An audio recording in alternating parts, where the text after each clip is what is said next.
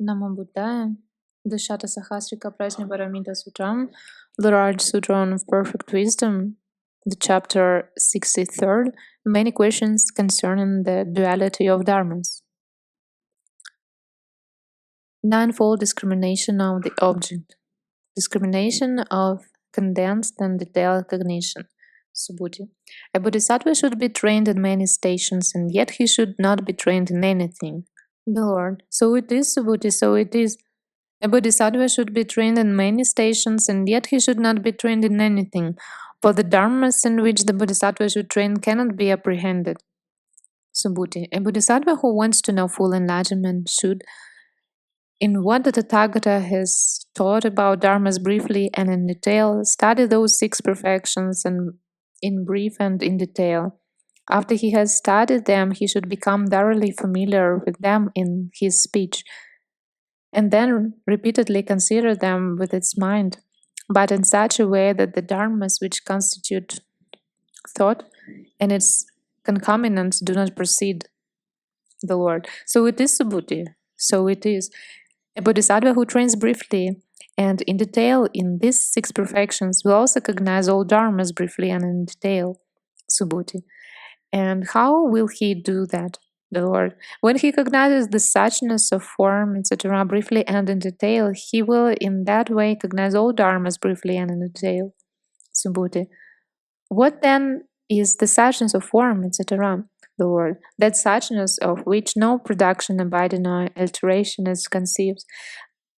That is the suchness of form, etc., in which the bodhisattva should train.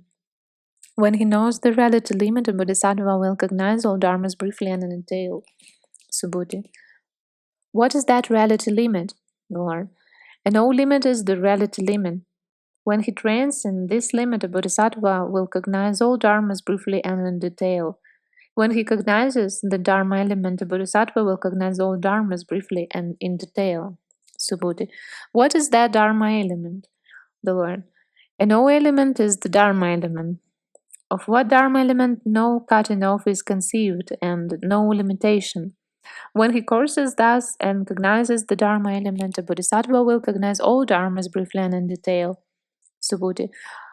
How should he cognize all dharmas briefly and in detail? The Lord. He should see all dharmas as neither conjoined nor disjoined. Subhuti. Which are these all dharmas that are neither conjoined or disjoined? The Lord. Form, etc., to the conditioned element and the unconditioned element are neither conjoined nor disjoined. And why? Because they have no own being which could be conjoined or disjoined. And what has no own being, that is a non-existent, and what is a non-existent, that is not conjoined with a non-existent or disjoined from it. Thus should all dharmas be cognized. This again is then abridgment for bodhisattva, a great being. For in this abridged perfection should a bodhisattva train as a beginner and until he has stood on the 10th stage. When he trains in this abridgment, the bodhisattva will cognize all dharmas briefly and in detail. Subhuti. Is this an introduction for a bodhisattva whose faculties are keen? The Lord. This is an introduction also for a bodhisattva whose faculties are dull or of a medium kind or unconcentrated. This is an introduction for any bodhisattva who wants to train, but not for one who is lazy, inferior in vigor, confused in his mindfulness, disturbed in his thought. It is an introduction for one who exerts vigor, who is not lazy, whose mindfulness is well established, and who wants to train on the reversible stage and to reach the knowledge of all moments. The fact that he is not upheld by the Buddha's aid. If a bodhisattva will train in the perfection of wisdom, as it has been explained, he will, having trained in the perfection of giving, etc., to the perfection of wisdom, reach the knowledge of all modes. Whatever deeds of Mara may arise to a bodhisattva who courses in perfect wisdom, he will at once get rid of them. Therefore, bodhisattva who wants to gain skill and means should train in the perfection of wisdom. At the time when a bodhisattva courses in the perfection of wisdom, develops it, and makes into words about it, at that time the Buddhas and Lords who reside in countless world systems and demonstrate the good Dharma bring that bodhisattva to mind as he courses in perfect wisdom and mind. The past, future, and present Buddhas and Lords have issued from the six perfections. A Bodhisattva who courses in perfect wisdom should therefore expect that also he will reach those dharmas which the past, future, and present Buddhas and Lords have reached, will reach, and do reach. It is not that the Bodhisattva who courses in perfect wisdom should exert effort. When he exerts himself in such a way, then he will quickly know full enlightenment. A Bodhisattva should therefore become one who is not lacking in attentions to the knowledge of all modes. If a Bodhisattva thus coursing in the knowledge of all modes develops perfect wisdom, even for the time of a mere finger snap, then he will beget a great amount of merit than if he were to gratify all beings in the great utility with gifts, or were to establish them in morality, in concentration, in wisdom, and emancipation, in the vision, in cognition of emancipation, in the fruit of a extreme winner, etc., to practical Buddha enlightenment. And why? Because all these, from given to practical Buddha enlightenment, have issued from this perfect wisdom. Those Buddhas and Lords also who reside in the world system in the 10 directions and demonstrate Dharma, they also have issued from this perfection of wisdom. All the past, future, and present Buddhas have come forth from this perfection of wisdom. Furthermore, if for a second or a day or 100 days or a year or 100 years or an eon or for 100 eons or for countless thousands of eons, a Bodhisattva were to develop this perfection of wisdom with attentions which have the knowledge of all modes for their objective basis, he will beget a greater merit than one who were to gratify all beings in world system equal to the sense of the Ganga with gifts, or would establish them in morality, etc., in practical Buddha enlightenment. And why? Because from these have issued those Buddhas and Lords who have arranged this foundation of meritors, deeds, consistent in giving, etc., to the practical Buddha enlightenment. The non-existence of the virtuous qualities of the path of training. Furthermore, one should expect a Bodhisattva to be irreversible if he stands in the perfection of wisdom as expounded here. One should expect him to be endowed with the Tathagatas if he is endowed with this skill in means. One should expect him to have honored many hundreds of thousands of Nutas of Kotis Buddhas, to have planted wholesome roots, to have been taken hold of by the good spiritual friend, to have coursed for long in the six perfections, to have developed the 14 kinds of emptiness, and so on, until he come to. One should expect him to have developed the 4 analytical knowledges, to possess the 6 super knowledges, to be a true crown prince, full of good intentions, not lacking in the vision of the Buddhas, or in wholesome roots, or in the Buddha field. With his inspired speech, never interrupted, one who has acquired the dharanis, who has achieved an accomplished body, who has achieved the prediction, who can be reborn at will, who is skilled in entering on the letters and on what cannot be expressed by letters, skilled in what can and what cannot be expressed by worldly convention, skilled in finding one synonym, 2 synonyms, many synonyms, skilled in words of woman, man, and nurtures, skilled in the past, future, and present, skilled in form and the other skandhas in nirvana, in the mark of the Dharma element of the conditioned and unconditioned, skilled in existence and non-existence, own being and other being, in what is associated, dissociated, both associated and dissociated, neither associated nor dissociated, skilled in suchness and falseness and natural suchness, in the Dharma element, the fixed sequence of Dharma, skilled in causes and conditions, skilled in what has no condition, skilled in the skandhas, elements, and sense fields, and the truths, in conditioned co-production, skilled in the trances, and limited and formless attainments, in the 6 perfections, the 4 applications of mindfulness, etc., to in the knowledge of all modes, skilled in the conditioned element, the unconditioned element, and the element of the non-element, skilled in attention to form, etc., to the knowledge of all modes, skilled in the understanding that form is empty of form, etc., to that consciousness is empty of consciousness, etc., to the enlightenment is empty of enlightenment, skilled in the path of quiescence and the path of non-quiescence, skilled in production, in stopping, in the alteration of what has been established, skilled in greed, hate, and delusion, as well as in no greed, no hate, and no delusion, skilled in views and in no views, in false views and not false views, etc. Skilled in all views, skilled in name and name and form,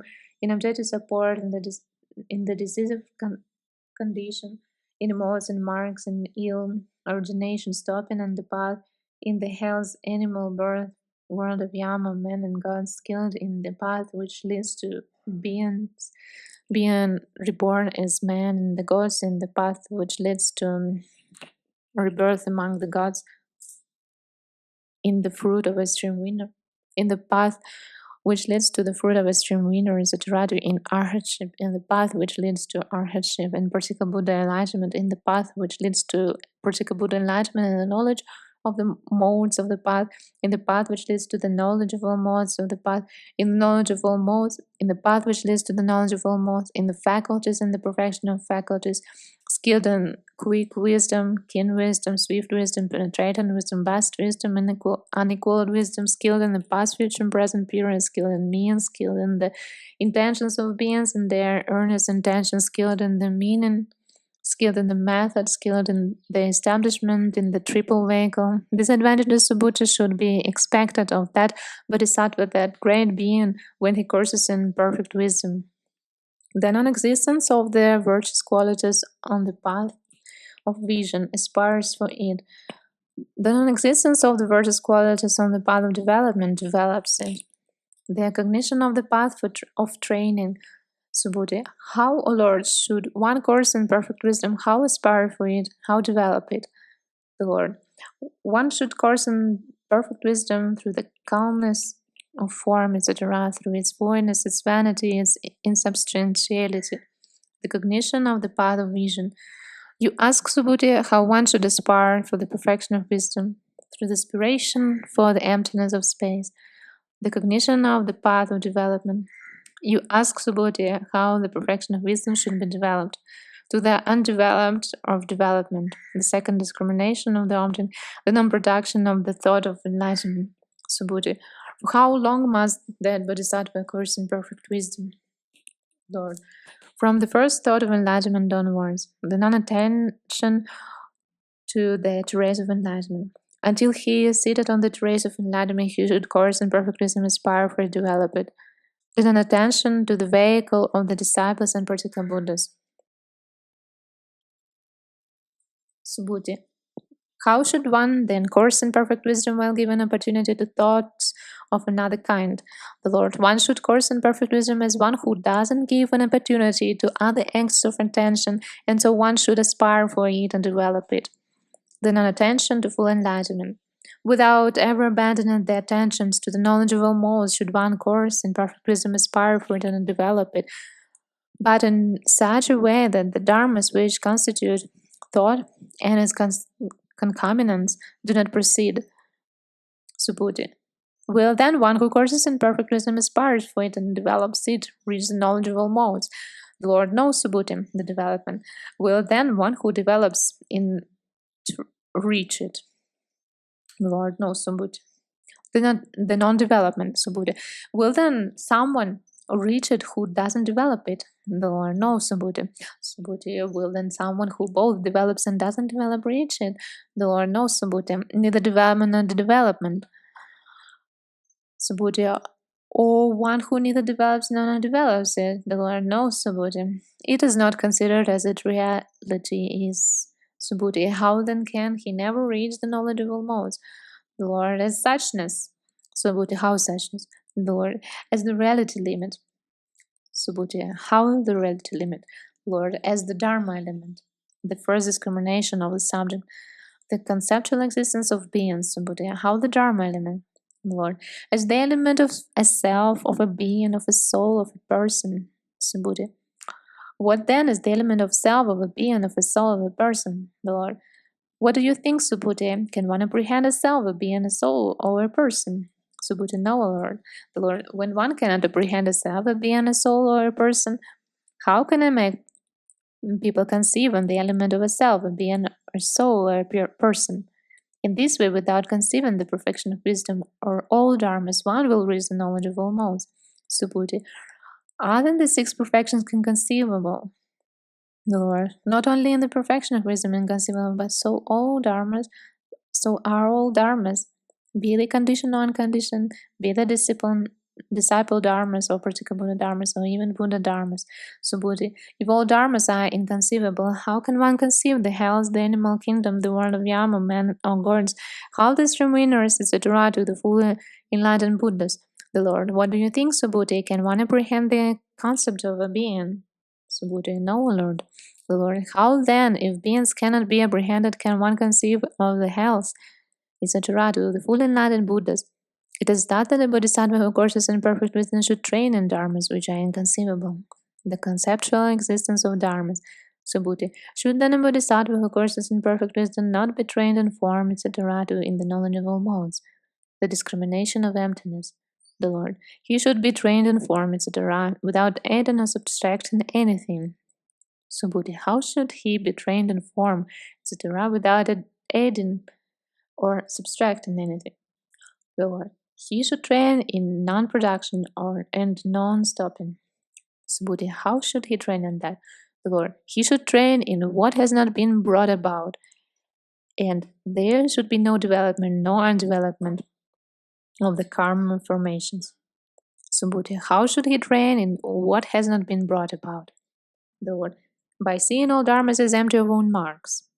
Subhuti. How should all dharmas be seen as empty of own marks? The Lord. From form should be seen as empty of form, etc., to enlightenment as empty of enlightenment. It is thus, Subhuti, that the Bodhisattva, the great being who courses in perfect wisdom, should train in all dharmas as empty of own marks. Subhuti. If, O Lord, form should be seen as empty of form, etc., to enlightenment as empty of enlightenment, how can a Bodhisattva who courses in perfect wisdom the course and take place? Lord. And non-coursing is the Bodhisattva's coursing in perfect wisdom. Subhuti, for what reason, the Lord? Because no perfect wisdom can be apprehended, no Bodhisattva, no coursing, no one who courses, no that whereby or wherein he courses. It is that the Bodhisattva's coursing in perfect wisdom is a non-coursing, in which all these coursings are not apprehended. Subhuti, if the coursing in perfect wisdom is a non-coursing, how should the Bodhisattva, who is beginner, course in perfect wisdom? The Lord. From the first thought of enlightenment onwards, he should train in all dharmas as baseless. When he gives gifts, he should do so without taking anything as a basis. And so, when he guards morality, etc., to when he develops wisdom, etc., to when he develops the knowledge of all modes. Subhuti, by what is their basis and by what is there not? The Lord. Insofar as there is duality, there is basis. Non-duality, that is non-basis. Subhuti. What then is duality? The Lord. Insofar as there is I in form, etc., to mind and mind objects, etc., to insofar as there is enlightenment and the enlightened, that is duality. Subhuti. And what is non-duality? The Lord. Insofar as there is no I in form, etc., to no mind and mind object, etc., to no enlightenment and no enlightened, that is non-duality. The discrimination of attachment, Subhuti. Isn't the apprehended on basis or the non-apprehended? The Lord. Neither. But on the contrary, it is the sameness of basis and non-basis which is the non-basis. It is that the Bodhisattva should train in the sameness of basis and non-basis. Thus, coursing, he becomes one who observes non-basis in perfect wisdom. Subhuti. When a Bodhisattva who courses in perfect wisdom doesn't get attached to either basis or non-basis, how can he, coursing in perfect wisdom, fulfill one stage after another and reach the knowledge of all modes?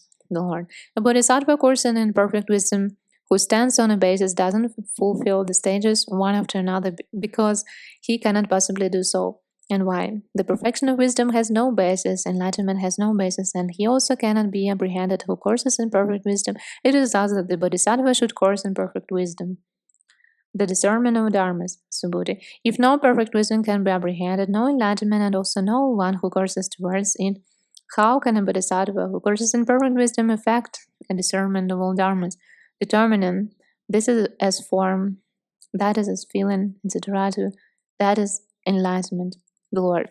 The Bodhisattva, a great being who courses in perfect wisdom, doesn't affect his discernment of dharmas in such a way that he apprehends form, etc. to enlightenment. The discrimination of entities. Subhuti. If the Bodhisattva, the great being who courses in perfect wisdom, doesn't apprehend form, etc. to enlightenment, how then can he, after fulfilling the six perfections, enter on a Bodhisattva's special way of salvation, and how thereafter purify the Buddha-filled mature beings, reach the knowledge of all modes, turn the wheel of Dharma, do the work of Buddha, and liberate beings from samsara? Lord, the Bodhisattva, the great being, doesn't course in perfect wisdom for the sake of form, etc. to enlightenment. Subhuti, for the sake of what, then, does he course in perfect wisdom, Lord? For the sake of nothing whatever, and why? Because all dharmas are not made, not brought about, and that applies also to the perfection of wisdom, to enlightenment, and to the Bodhisattva. It is that the Bodhisattva should course in perfect wisdom by way of his being unmade and not brought about. The discrimination of the triad of vehicles. Subhuti. If all dharmas are not made and not brought about, how can there be a distinctive definition of these three vehicles, of the disciple vehicle, the Pradika Buddha vehicle, the great vehicle? The Lord. No distinctive distinction can be apprehended of dharmas which are not made and not brought about, but only of dharmas which are brought about and arranged into concrete things and events. And why? Because foolish, untutored common persons, having settled down in the five skandhas in form to consciousness, etc., in the knowledge of all modes, put their minds to form, etc., up to enlightenment, apprehend form, etc., up to enlightenment. And it occurs to them, I shall know full enlightenment, I shall liberate beings from samsara. In this way, they imagine what does not exist. And why? Because although the Buddhas with their five eyes have not apprehended this form, etc., to enlightenment, these deluded persons, blind without eyes, who give the lie to the Buddhas, want to liberate beings from samsara. Subhuti. If the Tathagata, with his five eyes, hasn't apprehended the beings whom he liberates from samsara, how then could the Lord, having known full enlightenment, predict beings to the three heaps, those destined for salvation, those destined for prediction, those whose destiny is not fixed in the way, the Lord? Not have I, after knowing full enlightenment, apprehended by being as destined for salvation, destined for prediction, or as one whose destiny is not fixed in the way. All I do is to restrain from seizing on what is real, what is unreal, those beings who perceive actual reality as that which is not actually real, but by way of worldly convention and not in ultimate reality. Subhuti. Has then the Lord known full enlightenment after having stood in ultimate reality? The Lord, not so. Subhuti. Or having stood in perverted views? The Lord, not so. Subhuti. If he has not known full enlightenment, having stood in either ultimate reality or in perverted views, then surely the Tathagata has not at all known the supreme enlightenment. Lord, the Tathagata has known the supreme enlightenment, but he has not stood anywhere in the condition or unconditioned element. Just as the Tathagata's magical creation doesn't stand anywhere in the condition or unconditioned element, and yet it goes and comes, stands up and sits down, and courses in the six perfections and the other practices up to the 18 special dharmas of a Buddha. If in the course of his turning of the wheel of Dharma, the magical creation were to conjure up countless beings and predict them to the three heaps, what do you think, Subhuti? Would that magical creation have in fact predicted any being at all? Subhuti. No, indeed, the Lord. Just so the Tathagata has cognized all dharmas as like a magical creation, and in consequence he has apprehended or disciplined no being at all. It is thus that the Bodhisattva should course in perfect wisdom like a Tathagata's magical creation. Subhuti, if all dharmas are like a magical creation, what is the difference, what is the distinction between the Tathagata and his magical creation? What is the purpose of this teaching? The Lord. No difference or distinction can be apprehended between the Tathagata and his magical creation. For without difference are the Tathagata and his magical creation. And why? Because that deed which the Tathagata does, that is magical creation does. It's Bodhi. It is then where there is the Tathagata that the magical creation does its work. Lord, it does so, Subhuti. Subhuti. Or it is when there is no Tathagata that the magical creation does its work.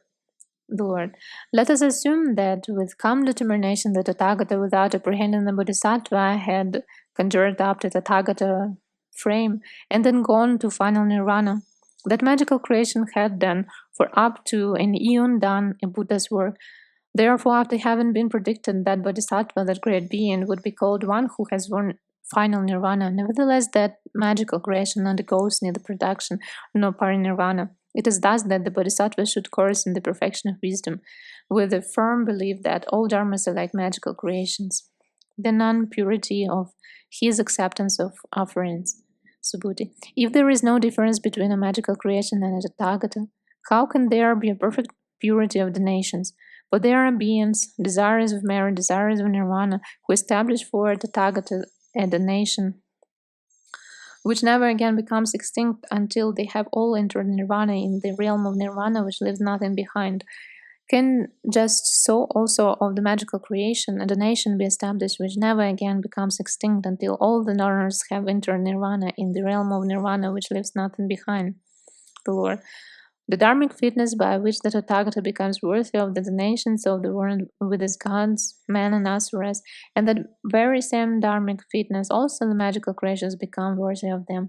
But let us leave aside the gifts established for the Tathagata and his magical creations. If Subhuti, any son or daughter of good family, will lovingly attend to the Tathagata, they all will, then they have reached the limit of this wholesome root. Make an end of ill. Leaving aside a loving attention, if a son or daughter of good family has attended to the Tathagata and honored him by hurling a flower into the air, they all will, before having reached the limit of that wholesome root, make an end of ill. Leaving aside the loving attention and the flower in space, if any son or daughter of good family pay homage to the Buddha, they all will gradually make an end of ill. So greatly profitable indeed is the donation established for the Tathagata, so greatly advantageous. By this method also should one know that there is no difference between the Tathagata and his magical creation, if the dharmic nature of dharmas is taken as the standard. The disturbance of his practices. It is thus that a Bodhisattva should course in perfect wisdom, having entered into the dharmic nature of dharmas. And that dharmic nature of dharmas should not be disturbed by saying, this is perfect wisdom, this is the dharmic nature of perfect wisdom, and so for the other 5 perfections and for all dharmas. Subhuti. If the dharmic nature of all dharmas should not be disturbed, has it then not been disturbed by the Tathagata when he has pointed out dharmas as forms of Radha consciousness, or when he has pointed out dharmas as inner and outer, as wholesome and unwholesome, with and without, outer, worldly and supramundane, common and uncommon, and conditioned and unconditioned? Has not thereby the dharmic nature of dharmas been disturbed? The Lord. No, indeed, Subhuti. Through names and signs have I pointed out these dharmas, have I indicated them so as to introduce others to them, but the dharmic nature of dharmas has not thereby been disturbed.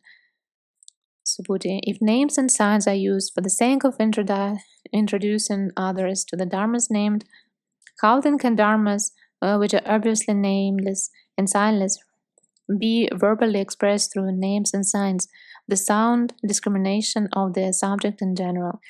Lord, verbal expression doesn't necessarily imply a settling down in names and signs.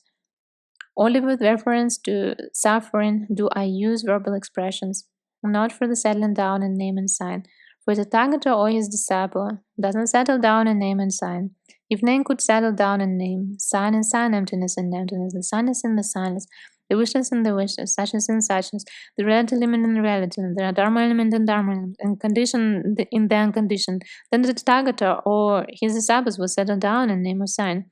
But since all dharmas are mere words, they do not abide in them. It is thus that the Bodhisattva, having taken his stand on mere words and signs, should course in perfect wisdom, but not settle down in it. Subhuti. If all dharmas are mere words and signs, That is the point of the Bodhisattva's reason and thought to enlightenment. And why should he experience the manifold misfortunes of karma formations?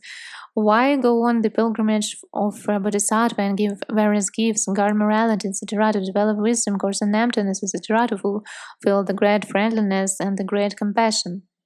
The Lord, as Subhuti has asked, if thus all dharmas are but names and signs, what is the point of a Bodhisattva's going on his pilgrimage? It is just because everything conditioned is mere name and sign, and those names are empty of names, those signs are empty of signs, that a Bodhisattva person in pilgrimage reaches the knowledge of all modes and then turns the wheel of Dharma, thereby leading beings to nirvana through the three vehicles. But of that name, of sign, no production, passing away, or alteration can be conceived. The bewilderment about the knowledge of all modes. Subhuti. Knowledge of all modes, knowledge of all modes. You say, O Lord, so I do, Subhuti. Subhuti. The Tathagata has spoken of the knowledge of all modes of the path, and the knowledge, and all knowledge. What is the difference? What the distinction between these three kinds of omniscience? Lord, the knowledge of all modes belongs to the Tathagata, the knowledge of the path to the Bodhisattvas, the great beings, and then all knowledge of the disciples and Pratika Buddhas. Subhuti, what is the reason for this? The bewilderment considering all knowledge.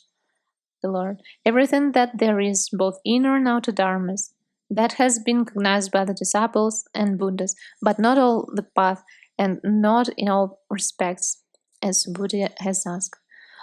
The bewilderment concerning the knowledge of the paths. For what reason does the knowledge of all modes and of the path belong to the Bodhisattvas, the great beings? The Bodhisattva, the great beings, should produce and cognize all paths, the paths of the disciples and Pratika Buddhas, and those of the Bodhisattvas. Those paths should be fulfilled, and through them should be done what ought to be done on them. But the reality limit should not be penetrated. Subhuti, why should a Bodhisattva who ought to fulfill the Buddha path not realize the reality limit? The Bodhisattva should not realize the reality limit without having completely purified his Buddha field and matured beings. The bewilderment concerning the path. Subhuti, should then a Bodhisattva having stood in the path realize the reality limit? The Lord, no, Subhuti. Subhuti, having stood in the no path? The Lord, no, Subhuti. Subhuti, having stood in both path and non-path? The Lord, no, Subhuti. Subhuti, having stood in the path, no path? The Lord, no, Subhuti. Subhuti, how then can a Bodhisattva actually realize the reality limit? The Lord, what do you think, Subhuti? Have you, by having stood in the path, freed your thought from the outflows without further clinging? Subhuti, no, O Lord. The Lord, or by having stood in no path, or in both path and no path, or in neither path nor no path? Subhuti, no, O Lord, my thought has not been freed from the outflows without further clinging, in so far as I am one who has stood anywhere, but it has been freed in so far as I have stood nowhere. The Lord, just so a Bodhisattva who has stood nowhere should realize the reality limit, and as the term knowledge of all modes, it is through one single mode that one speaks of that, through the mode of come. Moreover, Subhuti, all the modes, tokens, and signs by which dharmas are indicated have been thoroughly understood by the Tathagata, therefore one speaks of the knowledge of all modes. Subhuti, again concerning the three kinds of omniscience, the knowledge of all modes, the knowledge of the path, and all the knowledge in three, is there some differentiation as to the forsaking of the defilements in respect of them, in the sense that this one has a forsaken with, and that one a forsaken without remainder? The Lord, there is no such differentiations in the forsaking of the defilements, but the Tathagatas forsake not only the defilements but also the residues connected with them, whereas disciples and Pratika Buddhas do not. Subhuti, have they not all reached their unconditioned, then can one apprehend a differentiation within the unconditioned? The Lord, one cannot, Subhuti. If no such differentiation can be apprehended, how is it that the Lord has distinguished between those who have forsaken all their defilements and the residues connected with them, and those who have not also forsaken the residues? the Lord. There are really no defilements and no residues connected with them, but there is on the part of the disciples and practical Buddhas are forsaken of greed, hate, and delusion. Through their physical afflictions continue to proceed. And these are harmful to foolish common people, but not to the disciples and the Tathagatas do not have them at all. Subhuti. Evil Lord, non-existence is the path, non-existence is nirvana. How can one distinguish between stream winners, etc., to practical Buddhas, Bodhisattvas, great beings, and fully enlightened Tathagatas? The Lord. All these have been brought forth from the unconditioned stream winners, etc., to fully enlightened Tathagatas. Subhuti. Is it then perhaps the unconditioned which causes the distinction between them, Lord? It certainly does not. Taking language as a standard, one can talk of stream winners, etc., but in ultimate reality, no such distinction can be caused. And why? Because the paths of speech do not lead to any valid concept. Subhuti. How can the final limit be conceived? The Lord. Having made worldly convention into a standard, one can conceive of the final limit of those who have cut off the limit, but not by way of ultimate reality. Moreover, those whose former limit has been cut off of them, the final limit is conceived. Subhuti. When all dharmas are empty of own marks, how can one conceive of a former or a final limit, the Lord? So it is Subhuti, since all dharmas are empty of own marks, one cannot conceive of a former limit. How again of a final limit? That cannot possibly be. But on the other hand, to those beings who do not cognize dharmas as empty of all marks, thus to them it has been explained that this is the former, this is the final limit. But in dharmas which are empty of own marks, no former or final limit can be in fact be apprehended. It is thus that the Bodhisattva should course in perfect wisdom in dharmas which are empty of own marks. He then doesn't settle down anywhere, not in inner or outer dharmas, not in conditioned or unconditioned ones, not in those of the disciples of particular Buddhas. Subhuti.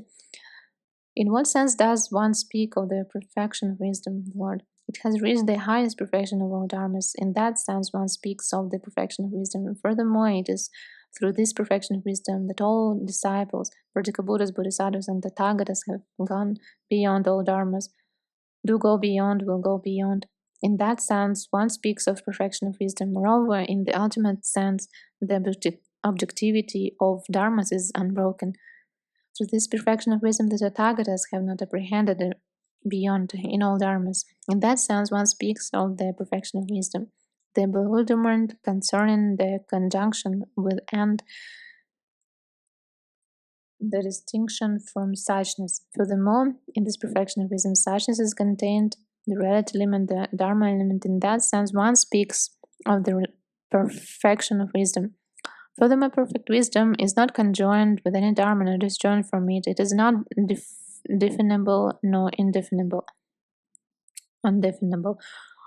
not resistant nor non-resistant. And why? Because this perfection of wisdom is immaterial and definable, non-resistant, with one mark only, no mark. The bewilderment concerning the absence of a state of sameness. Moreover, this perfection of wisdom is the brightest of all dharmas. It bestows an uninterrupted flow of flashes of insight and illuminations. It cannot be overpowered by Mara or the deities of his host, or by the persons who belong to the vehicle of the disciples and practical Buddhas. Nor can this perfection of wisdom of the Bodhisattva, the great being, be taken away by any heretics or bad spiritual friends. And why? Because all this cannot be apprehended in this perfection of wisdom on account of the emptiness of all marks. It is thus Subhuti that the Bodhisattva, the great being, should course in the perfection of wisdom, the bewilderment concerning the truths of ill, etc. Moreover, Subhuti, the Bodhisattva, the great being, who courses in the meaning of this deep perfection of wisdom, should course in the meaning of impermanence, ill will, ill and not self, in the meaning of the cognition of ill, of origination, of stopping of the path, the cognition of extinction and production, the Dharma, the subsequent Dharma, ultimate truth, etc. In the meaning of the cognition of what is just so. It is thus that the Bodhisattva should course in the meaning of perfect wisdom, the bewilderment concerning the essential nature of the defilements. Subhuti. Even this deep perfection of wisdom, no meaning, and no meaning is apprehended. How should the Bodhisattva, the great being, course in the meaning of the perfection of wisdom? Lord, here the Bodhisattva, the great being who courses in the deep meaning of perfection of perfect wisdom, should course as follows. He should not course in greed, is useful or harmful to me, and so with hate, delusion, wrong views, etc., to all that pertains to false views. And why? Because the suchness of greed, hate, and delusion, etc., to various false views, doesn't bring about the welfare or misfortune of anything. He should not course and form is useful or harmful to me, and so with everything up to the enlightenment. And why? Because the Tathagata, when he has known full enlightenment, has not apprehended any Dharma which would do him good or harm. Whether the Tathagatas are produced or not produced, firmly established is just that Dharmahood of Dharmas, the established nature of Dharmas, the element of Dharma, and these do not do any good or harm. It is thus that a Bodhisattva, the great being, should have relinquished all thought of good and evil, course in the perfection of wisdom. Subhuti. For what reason does the perfection of wisdom no good and no harm, the Lord? Because the perfection of wisdom has no effect on the conditioned and unconditioned dharmas. For that reason, it does no good or harm to anything. Subhuti. Doesn't their condition not benefit all holy men, the Buddhas and their disciples, the Lord? The unconditioned benefits all holy men, the Buddhas and their disciples, but it has not been set up so as to benefit or not benefit anything, just as the suchness of space has not been set up to benefit or not benefit anything, just so likewise the perfection of wisdom of the Bodhisattva, the great being. Subhuti. Does then the Bodhisattva, the great being, having trained in the unconditioned perfection of wisdom, not reach the knowledge of all modes? The Lord. Yes, he does, but not by way of duality, the bewilderment concerning the non-existence of duality. Subhuti. And thus, then again, in a dual Dharma reach an enduring Dharma. The Lord knows Subhuti. Subhuti. Does in a dual Dharma reach a dual Dharma? The Lord knows Subhuti. Subhuti. Does in a dual Dharma reach an undual Dharma? The Lord knows Subhuti. Subhuti. Does in a dual Dharma reach a dual Dharma? The Lord knows Subhuti. Subhuti. How then it is just now attained? The Lord. When neither dual Dharma nor non-dual Dharma is apprehended. In this way, the knowledge of all modes attained by way of taking nothing at all as a basis. This is the end of 65th chapter of the large Sutra on Perfect Wisdom, the Satasahasrika Prajnaparamita Sutram.